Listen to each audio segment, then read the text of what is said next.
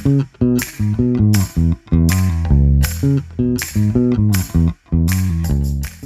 laboran, selamat datang di Pod Up. Pod Up merupakan salah satu podcast Laboratorium Teknologi Administrasi Pendidikan.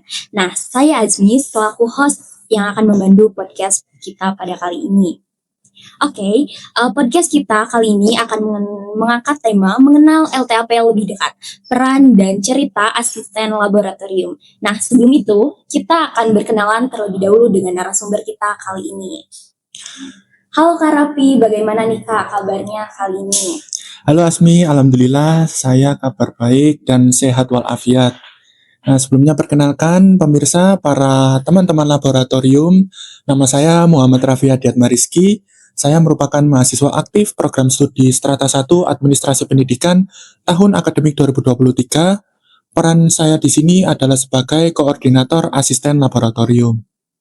Alhamdulillah baik sekali ya kabarnya Kak Rapi. Boleh nih Kak, apakah Kak Rapi sudah siap untuk memulai podcast kita kali ini? Insya Allah sangat siap.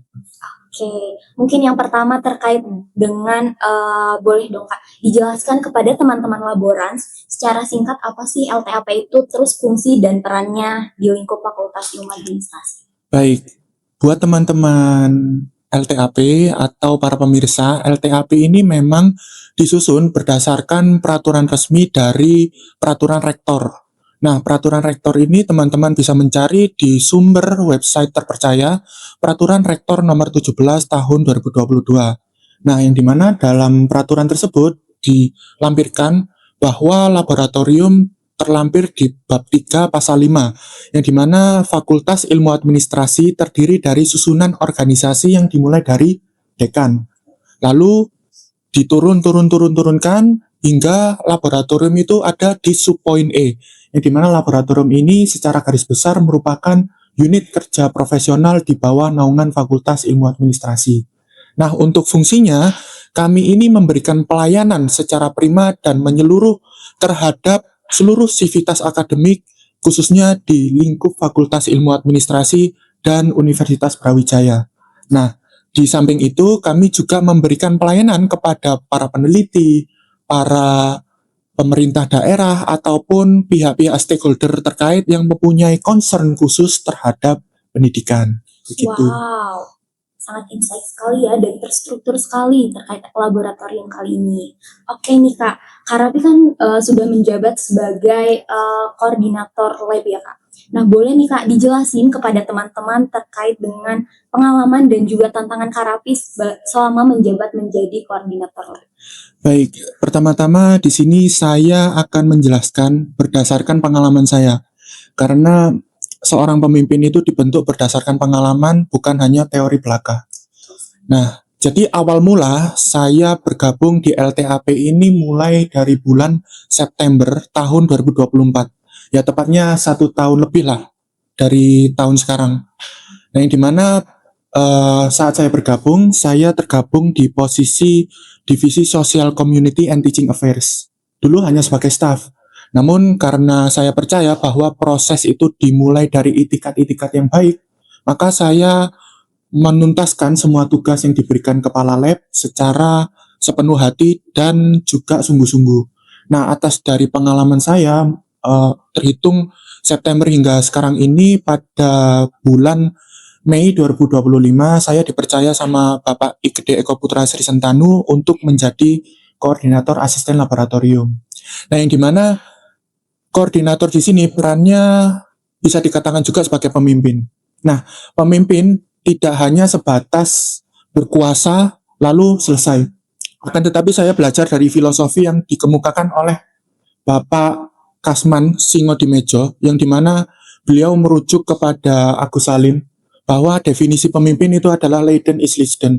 Pemimpin adalah menderita. Jadi saya percaya saya memimpin, juga saya mengarahkan kepada teman-teman, apapun itu saya memberikan kepentingan, saya memberikan prioritas saya di bawah prioritas teman-teman. Jadi saya sangat mengutamakan kesejahteraan teman-teman asisten laboratorium, terutama dari segi fisik, dari segi psikologis, agar ruang laboratorium teknologi administrasi pendidikan ini menjadi wadah institusi yang sehat dan berkemajuan secara khusus dan berkelanjutan begitu. Baik, seperti itu ya Kak, pengalaman yang sangat menarik mungkin. Oke Kak, boleh mungkin disebutkan atau dijelaskan secara singkat apa aja sih program kerja laboratorium tahun lalu Kak? Nah, untuk program kerja tahun lalu, Asmi, ini kita ada 2 program khusus yang dimana satu programnya kita mengadakan pelatihan mini bootcamp. Nah, pelatihan mini bootcamp ini kita khususkan kepada teman-teman untuk memberikan keterampilan khusus di bidang analisis data. Lalu yang kedua ada program EduFundE yang dimana kita melakukan visitasi ke institusi pendidikan, lebih tepatnya sekolah dasar, untuk memberikan suatu workshop atau motivasi kepada peserta didik begitu tentang teknologi. Insight banget ya Kak, Iya. teman-teman laboran nih jadi tahu tentang kegiatan juga aktivitas apa saja yang dilakuin sama teman-teman laboratorium. Oke nih Kak, mungkin dari teman-teman laboran pengen tahu nih Kak terkait dengan tips and triknya untuk join dan bergabung di LTAP ini. Baik, untuk tips and tricks ini menjadi penting ya teman-teman karena ini masuk ke persyaratan administrasi. Nah, tapi kita di sini tidak harus berkutat kepada administrasi saja, tapi pengembangan dari niat diri kita masing-masing. Yang pertama adalah tentu dari komitmen. Nah, kalau komitmennya saja dirasa sudah tidak sungguh-sungguh, maka gimana akan membangun upaya-upaya ke depannya? Saya rasa juga tidak mungkin. Jadi diperlukan adanya upaya yang kuat dan betul-betul secara ikhlas untuk melayani kepada dunia pendidikan, khususnya di Universitas Brawijaya ini.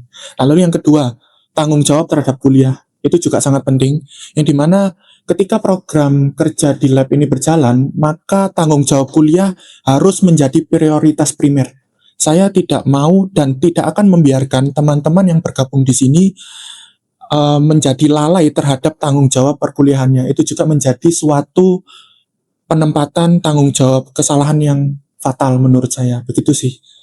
Itu saja. Oke nih Kak, mungkin untuk syaratnya apa aja nih Kak?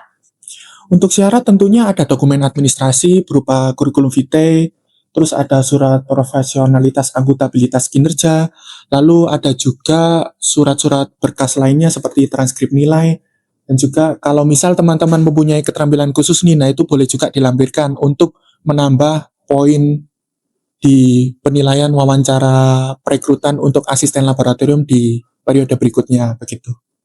Wow, persyaratan yang sangat lengkap ya. Jangan sampai ketinggalan ya teman-teman laborans untuk aktif dan bergabung di laboratorium tahun depan.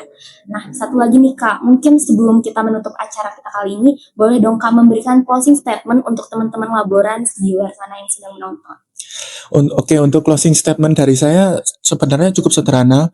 Teman-teman dimanapun berada, jangan lupa untuk senantiasa mengingat keluarga, karena bagaimanapun teman-teman berangkat menuntut ilmu, teman-teman berangkat untuk melakukan hal-hal iktikat ataupun ikhtiar yang baik. Awal mulanya adalah teman-teman harus meminta doa restu kepada Allah, kepada orang tua, agar penuntutan ilmu teman-teman ini dicatat sebagai amal jariah untuk di akhirat kelak.